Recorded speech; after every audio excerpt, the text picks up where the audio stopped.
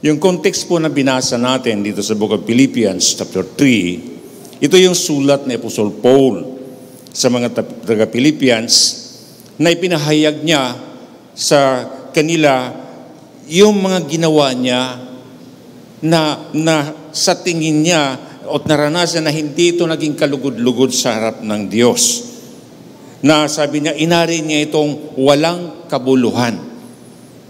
Kaya sinabi niya, nilimot ko na ang nakaraan at sinikap na marating ko ang layunan nais kong marating.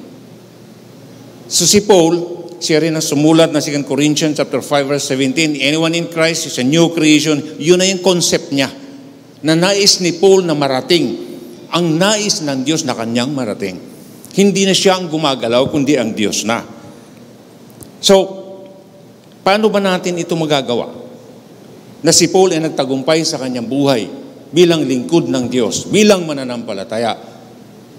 At sabi nga niya sa huli, na naganap ko na, ngunit naroon pa rin yung kanyang pagnanasa na mas lalo niya makilala ang Diyos. At gayon din tayo mga kapatid, habang nakikipagbuno tayo sa mundong ito, na punong-puno na ng kasamaan, ay nagpapatuloy tayo. Hindi po tayo spare sa mga bagay-bagay na mga negatibo. Karamdaman, kawalan, at maraming napipinto na mga kaguluhan. At ito ay mararanasan natin sapagkat nasusulat. At ang sabi ng Bible, ang salita ng Diyos, mapara man ang langit at ang lupa, ngunit ang salita ng Diyos ay hindi magkabula. At ito ay magaganap.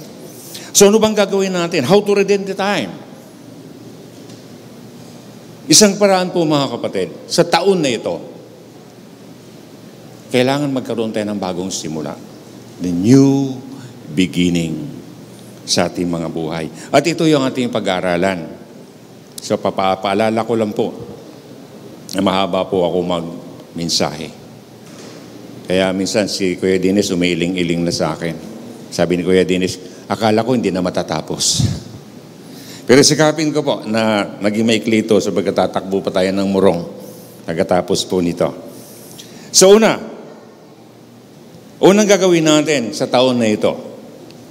Sabi ni Paul, nagpatuloy nga ako tungo sa hangganan upang makamtan ang gantimpala ng pagkatawag sa akin ng Diyos.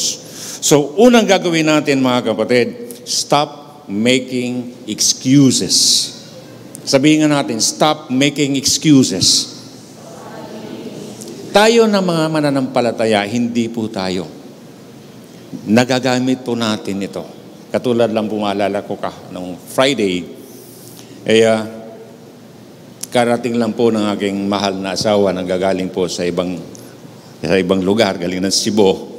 Tumawag sa akin yung may gawain din po tayo sa Buklaw, sa Baysa. And sabi sa akin, Brad, andito na po kami. Wala ka pa. Kararating lang po ni Gigi. Pero alam ko naman mayroon ding magti-take over sa akin doon. And then, inintay ka namin. Sabi ko, kapatid, pasensya na po. Hindi ako makarating. Anong dahilan? Actually, yung motor ko naman, hindi pa talaga natatapos. Sabi ko, hindi pa tapos yung motor ko na gawa. So, pahapyaw. Pero dahilan, mga kapatid, excuses. Kaya na-remind ako ng Lord, tama ba yung ginawa mo? So, dapat tigilan natin. O kung di man, may reduce natin yung ating mga dahilan. Sabi nga sa Proverbs 28 verse 13, a man who refuses to admit his mistakes can never be successful. But if he confess and forsakes, then he get another chance. Sa Tagalog po, sa Magandang Balita, Biblia, ang magkubli ng kanyang mga sala ay hindi mapapabuti, ngunit kahabagan ng Diyos ang magbabalik loob at nagsisisi. Dalawang bagay, mga kapatid, na makikita natin dito. Confess and forsakes. Na ibig sabihin, ipagtapat natin at talikuran yung mga bagay na nagawa natin noong nakaraang taon upang sa gayon ay mabigyan natin ng kaluguran ng Diyos na buhay. Tayo na mga anak ng Diyos, wala tayo ibang iniisip kundi mabigyan ng kaluguran ng ating Panginoon. In Romans chapter 12 verse 1, offer your body as a living sacrifice, holy and pleasing to God.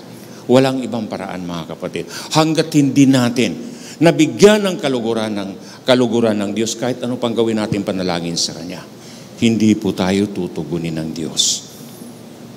Kaya we need to offer our body. We need to serve the Lord. Si Paul, sabi niya, nilimot ko na ang nakaraan. Sinikap ko na marating ang layunin na nais kong makamtan ang gantimpala ng pagkatawag sa atin. Hindi man tayo nagtagumpay noong nakaraang taon. Ngunit, sabi nga, we are bound for fiction. Sabi naalala ko tuloy yung ating presidente, nung bagong upo lang yan. Sabi niya, hindi ko man may gawa, pero sinisikap. Striving for perfection. So, ibig sabihin, mga kapatid, tayo na mga anak ng Diyos ay sisikapin natin na mabigyan siya ng kaluguran sa anong paraan? Confession and repentance. Without repentance, genuine repentance, ay hindi po natin mabibigyan ng kaluguran ng Diyos at hindi po natin masusunod ang nais ng Diyos sa buhay natin sapagkat umiiral sa atin yung mga excuses. Noong nakarang taon, nung nag-celebrate ng Christmas party, punong-puno ito. Pero ngayon, maraming bakante, maraming excuses. At ito yung ating gawain bilang mga anak ng Diyos. Paalalahanan sila because the time, ang katulad ng theme natin ay redeeming the time because the days are evil. Sabi po sa Ephesians chapter 5 verse 16. Pangalawa po, upang may handa po natin makagkaroon tayo ng bagong simula sa taon na ito, magkaroon po tayo ng self-evaluation. Evaluate natin, ano ba yung ginagawa natin last year? Ano bang dapat gawin natin ngayon? Yung nangyayari sa atin nakaraan, na mabuting ginawa natin sa ating pagde-disciple, mas lalo pa nating pagbubutihin ngayon. Kaya nga ginagamit ng Diyos our personal experience sa Kanya. Ito ang ginamit ng Diyos upang maging daan, upang tayo ay patuloy na mahubog, lumalim ang pagkakilala natin sa ating Diyos. Pangalawa, ginagamit niya yung ating mga painful experiences. Mayroon tayong mga napagdaanan na mga mahirap, ngunit nalalagpasan natin ito. Marami masasakit na karanasan na ating naranasan. Naalala ko nga yung mga nangyari sa akin last year, gusto ko nung mag-give up. Excuses yun, mga kapatid. Alam nyo, na-remind ako ng Panginoon. During our council meeting, sabi ko, palitan nyo na ako doon. But later on, na-remind ako ng Panginoon. Itinalaga kita roon. Ang sabi mo sa akin, ibigay mo yung buhay mo sa akin. Bakit gusto mo mag-exit? Dahil nahirapan ka na? Kaya nagpaalala sa akin yung Philippians chapter 4 verse 13, I can do all things to Christ who strengthen me. Amen? Maaari ba nating palakpakan ng Diyos na buhay? So napakabuti ng Diyos, mga kapatid. Ginamit ng Diyos ang mga painful experiences natin to shape us para upang mahubog tayo tungo sa pagiging matatag sa ating pananampalataya. Pangatlo, 10 po ito, huwag kayo mag-alala. Act of faith. Umakto tayo sa ating pananampalataya. Sabi po sa Matthew chapter 9 verse 21 hanggang 22, habang sila'y naglalakad, ay lumapit sila. Istorya po ito doon sa babaeng, familiar na sa atin ito, yung babaeng dinudugo na 12 taon na siyang naghirap sa kanyang karamdaman. Nasabi rito, habang sila'y naglalakad, lumapit sa likuran ni Jesus ang isang babaeng 12 taon na dinudugo at hinawakan ang laylayan ng kanyang damit. Sinabi ng babae sa sarili, mahawakan ko lang ang laylayan ng kanyang damit, gagaling na ako. Lumingon si Jesus at pagkakita sa kanya, sinabi, "Anak, lakasan mo ang iyong loob. Pinagaling ka na sa iyong pananampalataya." Noon din ay gumaling ang babae. Alam niyo po sa ang kultura ng mga Jewish people nung panahon na yon, kapag ang babae ay dumating yung kanyang buwanang dalaw, ay naka-isolate po siya. Hindi siya pwedeng itinuturing siya ng marumi. Kaya ngunit ang babae na ito, hindi niya alintana. Ano man ang sasabihin ng mga tao sa kanya, makalapit lang siya kay Jesus. At ang kanyang pangarap, mahawakan ko lang ang laylayan ng damit ng Panginoon. Gagaling ako. Radical faith, mga kapatid. Grabe ang kanyang pananampalataya. At tunay na sabi ni Jesus, "Anak, pinagaling ka ng iyong pananampalataya." Sa makatuwid, mga kapatid, na ang mensahe ng Diyos nito sa atin, marami tayong kakaharapin, marami tayong haharapin sa taon na ito. Ngunit ano sabi ng Panginoon? Sasamahan naman kita. I will be with you. I'll never forsake you. Napakabuti ng Diyos. Ako personal po, mga kapatid. Ito yung personal na testimony ko sa Panginoon. Hindi niya ako iniiwan kailanman. Sapagkat sabi ko, Lord, sabi mo, kapag dumating na yung gipit, sabi ko, Lord, sabi mo, sasamahan mo ako. Pag dumating na yung karamdaman, Lord, sabi mo, sasamahan mo ako. Kaya nga po, nung nagkaroon ako ng karamdaman, sabi ko, Lord, heal me for your sake. Hindi para sa akin, kundi para sa iyo. At tunay, mga kapatid, healthy po ang iyong alipin, sapagkat pinagaling tayo ng Panginoon. Hindi para sa sarili ko, hindi para sa family ko, kundi para sa Kanya. Sapagkat kung ibigay natin ang lahat para sa Kanya, siya nang bahala. Alam naman natin yung verse na yun, di ba? Matthew 6:33, "Seek ye first the kingdom of God and His righteousness, and all those things shall be added unto you." Sa makatuwid, mga kapatid, lahat ng ating mga pangailangan, kagalingan ng karamdaman, kawalan, kaguluhan, ang Diyos natin is God of restoration. Ang Diyos natin is a God of hindi lang one chance, second chance, kundi God of many chances. Sa makatuwid, mga kapatid, wala na tayong hahanapin pa. Kailangan lang po, may padama natin yung ating pananampalataya sa Kanya. Tandaan natin ang John 1:12. Ang sinumang sumampalataya ay manalig sa Kanya, ay binigyan ng karapatang maging anak ng Diyos. Ang diablo ay sumasampalataya, ngunit hindi nananalig. Sa makatuwid, ano sabi pa sa isang verse, Luke chapter 14, verse 33, offer your, ialay ninyo, kung nais mong sumunod sa akin, limutin mo ang ganang sa iyong sarili. Mayroong self-denial. At kapag nakita ito ng Diyos sa atin, alam niyo po, katotohanan sinasabi ko na sa Lord, Lord, anytime pwede mo na akong kunin. Handa na po ako. Ngunit kung kailangan mo pa ako, handa po akong maglingkod sa iyo. God is good, mga kapatid. Na yung natitirang buhay natin, maikli lang ang buhay. Ano sabi ng Bible? Ang buhay natin parang aso pagdakay na wala. So redeeming the time. Samantalahin natin habang tayo ay malakas upang mapaglingkuran natin ang Diyos. Ang ating Pastor Ray, nakikita ko sa buhay niya. Nasabi ko, Pastor, pahinga ka naman. Ibinigay niya lahat sa Panginoon sapagkat alam niya ang buhay ay maikli lamang. Ano man ang nangyayari sa kanya ngayon, nakikita ito ng Panginoon. Kaya sabi ko, alam niyo ang prayer ko sa Lord para kay Pastor Ray. Sabi ko, Pastor, kung kailangan mo siya, Panginoon, kailangan mo pa siya, pagalingin mo siya. At yung total, kumplitong kagalingan, sapagkat gagamitin mo pa siya, Panginoon, sa ubasan, na kung saan, doon mo siya itinalaga. Amin po ba, mga kapatid? Ang Diyos natin napakabuti. At kailangan pa ang pastor natin sa buong IRA, mga kapatid. At higit sa lahat, sa atin. Marami pa siyang gagawin dito, mga kapatid. But still, ang kalooban ng Panginoon ang siyang magaganap. Lumapit lang tayo. Ang sabi ng Panginoon, knock and the door will be open for you. Humingi kayo at ibibigay sa inyo.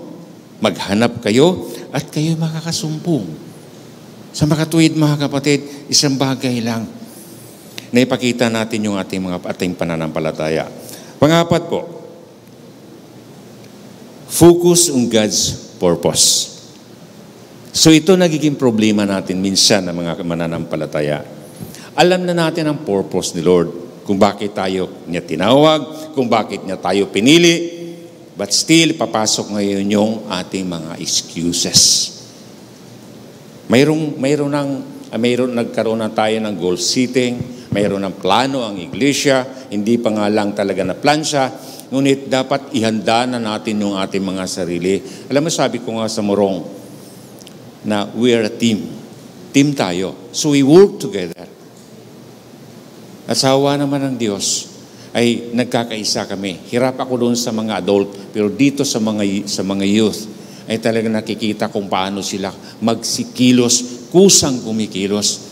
At natutuwa po ako mga kapatid, ito po yung patutuo ko sa inyo, na mag-4 na taon na this coming February ang Morong. At alam niyo po, mayroong 2 estudyante doon, ay yung isa, si Arian, sabi niya, Pastor, gusto ko po mag-aral sa college. Kaso wala po kami. Ang trabaho ng mother niya ay nagtitinda ng banana Q. Paano ko makapag-aral sa college? Sabi ko, dito natin makikita kung nanampalataya ka nga sa Diyos. Mag-enroll ka lang. Wala nga po akong pang-entrance fee. Sabi ko sa kanya, halika pray tayo. 1,000 lang yan, kayang-kayang ibigay ng Panginoon yan, yung entrance fee niya. Sa madali sabi, nag-enroll. Alam mo ngayon, mag-third year college na siya. Sabi ng mother niya, kaya mother niya, regular na rin po nagsasamba doon. Sabi niya, Pastor, grabe pala ang Diyos, ano? O dumadating yung pera, pang-tuition ni Arian. So makikita natin mga kapatid, na kung paano kumilos ang Diyos. At yung ibang mga youth doon, na-inspire din sila. Sabi ko, dito nagtatanim pa lamang po tayo. 10 taon pa aani ang church na ito sa pamamagitan ninyo. Ngunit kayo ang unang makikinabang sapagkat tinugon ninyo ang panawagan ng Diyos at nakafocus kayo sa purpose ng Diyos. At gayon din tayo mga kapatid na dapat nakafocus tayo. Sabi nga sa Proverbs 4 verse 25, palaging sa hinaharap ipukol ang inyong tanaw, ituon ang iyong pansin sa iyong patutunguhan. So look straight ahead. Dapat nakatuon tayo sa Panginoon. May payo po ang Bible kung paano natin ito may sagawa, mga kapatid. Sabi ng Bible in Romans chapter 12 verse 2, do not conform to the pattern of this world. Yun ang paraan. Huwag tayong umayon sa takbo ng mundong ito. Sapagkat, ang sabi sa book of Ephesians, redeeming the time because the days are evil. Pasama na ng pasama ang mundo. Sa makatuwid, huwag tayong umayon sa takbo ng mundong ito. At sabi pa, but be transformed by renewing of your mind, then you will be able to test and approve what God's will. Napakabuti ng Panginoon. Ito yung paraan.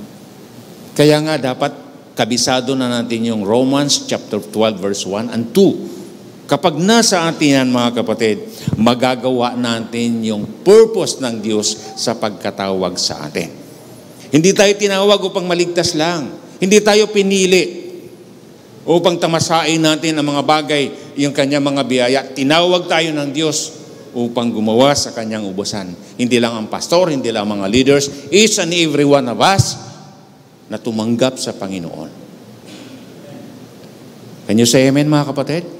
Maaari ba natin palakpakan ng Diyos na napakabuti ng Diyos na dapat ito yung the best thing na kung paano tayo mag-focus, mga kapatid, sa kanyang mga salita. Ang kanyang mga salita ay buhay, at ito yung nagbibigay buhay sa atin. Ito yung nag-direct sa atin, ito yung nag-correct sa atin, ito yung nag-guide sa atin. Marami mga tao po, alam ang Biblia. Ngunit hindi matagumpay sapagkat knowledge lamang po. Ipinagyayabang pa nila.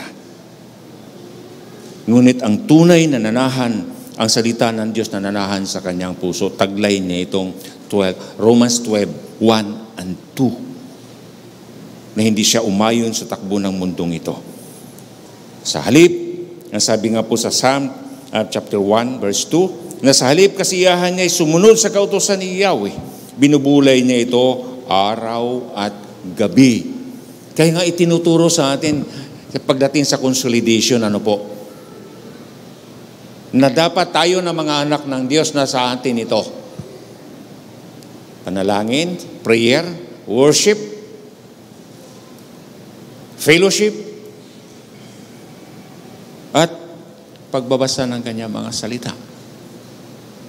Ito yung foundation natin na hindi matitinag kapag nasa atin na ito, mga kapatid.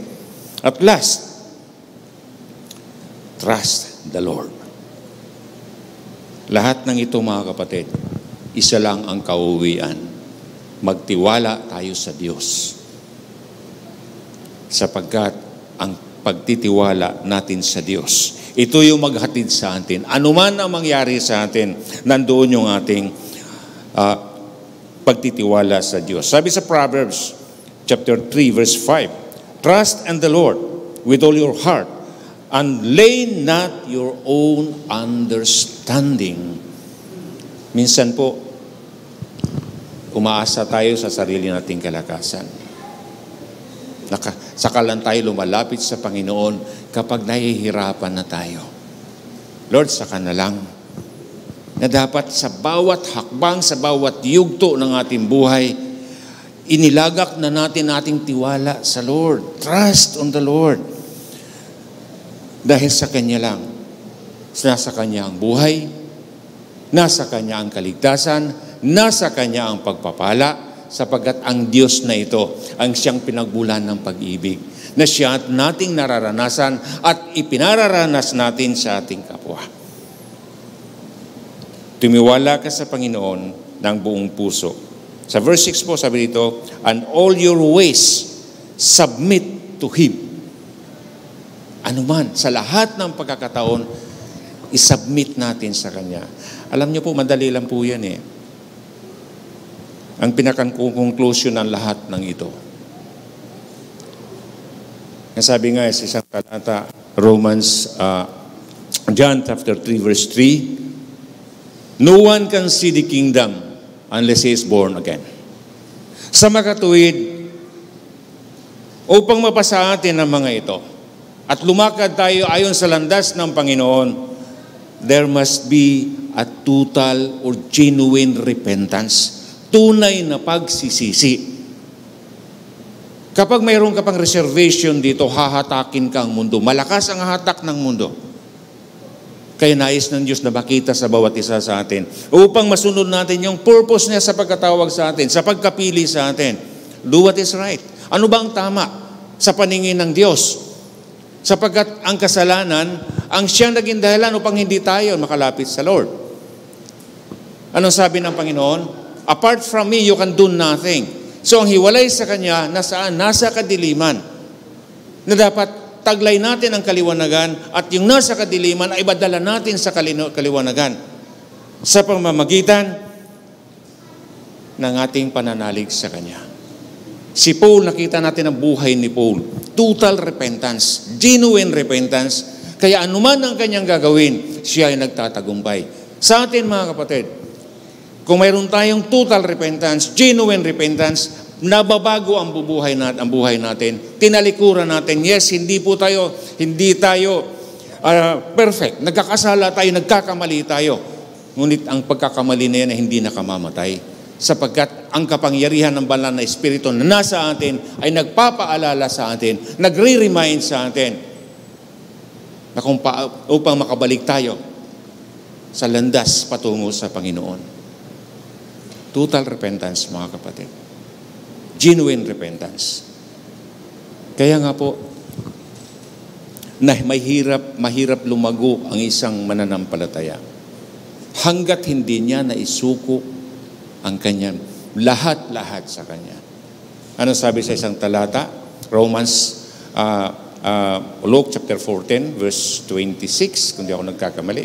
Ang umibig sa ama, ng anak, sa kanyang kapatid, maging sa kanyang sariling buhay, nang higit sa akin, ay hindi siya karapat-dapat sa akin. He cannot be my disciple. Sa makatuwid, siya lang. Ano sabi ni Lord? Hindi ko pababayaan yung mahal mo sa buhay. Mahal kita. Sa makatuwid, hindi ko pababayaan yung mga mahal mo sa buhay sapagkat ginagawa mo ang purpose ng pagkatawag ko sa iyo. Sabi po na si Dr. Miles Monroe, the original reason why God created you and me because of His purpose, sa kanyang layunin. At dito tayo tumutuloy, mga kapatid. Malayo pa po ang ating lalakbayin. Pasama na ng pasama ang panahon. So gawin natin ang nais ng Diyos sa buhay natin. At tiyak, mapa sa atin ang kaganapan ng kaligtasan. Tinanggap natin. We are free. Free na tayo, mga kapatid. Ligtas na tayo. Kailangan lamang po pagyamanin natin ang kaligtasan na ito. Alagaan natin. Sapagkat pinagbuhisan ito ng dugo ng ating Panginoong Jesucristo. Na dapat tayo ang ipinako, tayo ang pinatay, ngunit siya, isinalang niya ang kanyang sarili para sa iyo at para sa akin. Huwag nating panghinayangan ang mga bagay sa mundong ito. Mawawala ito. Ano man ang tinanggap natin, mga nakaraang taon ng mga regalo, luma na po yan, ubos na nga po yan. Ngunit ang regalo ng Diyos sa atin, ang grasya ng Diyos na nasa atin ngayon, ito yung ating pagyamanin. At pagdating ng panahon, sa second coming, ang pangalawang Pasko na pinakahihintay natin, ang pagbabalik ng ating Panginoong Jesucristo. Handa na. Ang putong, ang gantimpala para sa atin na kanyang inaring mga anak. So patuloy lang tayo, mga kapatid. Encourage tayo ng Panginoon, ng Bible, na magpatuloy tayo. Kaya nga sabi po ni Paul, uling pananalita po, sabi ni Paul, na nagpatuloy nga ako tungo sa hangganan upang makamtan ang gantimpala ng pagkatawag sa akin ng Diyos sa pamamagitan ni Kristo Jesus, ang buhay na hahantong sa langit. So purihin ang Panginoon, pasalamatan natin ang Panginoon. Saglit po tayong yumuko, mga kapatid, at tayo manalangin. Yes, Lord, salamat po, Panginoon, sa iyong mga salita. Salamat, Panginoon, sa iyong paalala sa amin na ang taong ito, 2024, ay tunay nga mabigyan ka namin ng kaluguran. Tunay nga, Panginoon, na maganap namin yung mga bagay na nais mong gawin para sa iyo. At ito lang po ang paraan upang mabigyan ka namin ng kasiyahan, sapagkat sabi niyo po, ialay namin ang aming mga sarili bilang buhay na handog. At maging kalugod-lugod ito sa iyo, Panginoon. Salamat po sa iyong pagpapaalala. Salamat sa iyong mga salita. At nawa, patuloy yung pagpagpalain ng mga kapatid ko na ito at patuloy na lumago sa kanilang pananampalataya. Sama-sama kami, Panginoon, na magpagamit sa iyo bilang iyong mga alipin, bilang iyong mga anak. Salamat ng marami. Ito po ang aming panalangin. In Jesus' name, Amen. Amen. God bless us all.